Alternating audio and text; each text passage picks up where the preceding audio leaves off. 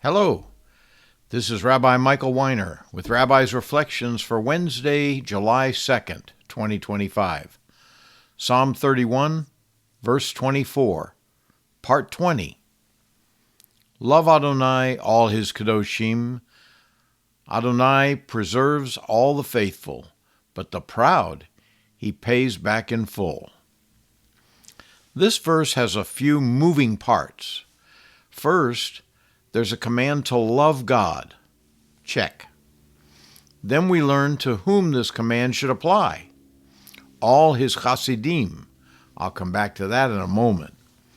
Then there are two more parts. First, Yehovah preserves, guards, or watches over the eternally truthful, i.e., faithful. Secondly, quote, and he repays the prideful completely, close quote. How would God repay the prideful? He will help them realize the fruitlessness of their vanity. God will help the prideful have nothing about which to be prideful. Proverbs 16, verse 5. Adonai abhors all the proud in heart.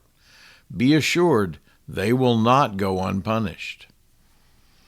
God has no opportunity to fill or bless someone who's already full of himself or herself. The outcome of such people is promised in Obadiah. Chapter 1, there's only one chapter of Obadiah, verse 3 and 4. The arrogance of your heart has deceived you. Living in the clefts of the rock, his dwelling place is lofty, saying in his heart, who shall bring me down to the earth?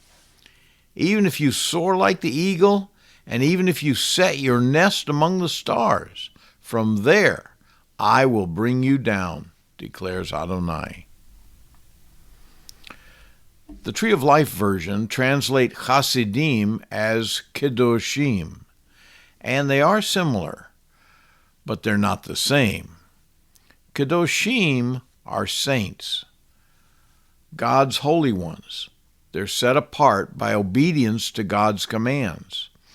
Hasidim are defined by the Chabad movement, which is a sect of Orthodox Judaism, as a people who deal with everything in the world, both physical and spiritual, on a spiritual level.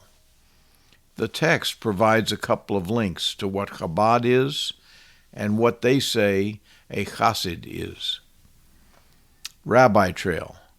By the way, the Chabadniks have it wrong. There's only been one true perfect Chassid who ever lived. By their definition, by their own definition, a Chassid is one who can control every thought. Close paren. And his name is Yeshua HaMashiach, not the Lubavitcher Rebbe. End the Rabbi Trail. Our subject verse specifically invites Hasidim everywhere to love God. In doing so, our love for each other is also perfected. 1 John 4, verses 7 and 8. Beloved, let us love one another, for everyone who loves is born of God and knows God. The one who does not love God does not know God, for God is love. But wait, there's more. Down in verse 20 of the same chapter, 1 John 4, verse 20. If anyone says, I love God, and hates his brother, he's a liar. For the one who does not love his brother, whom he has seen, cannot love God, whom he has not seen. Here's the formula. Love God, be faithful, and don't be prideful. Those are our takeaways for today. Tomorrow we'll finish Psalm 31. Shalom, shalom.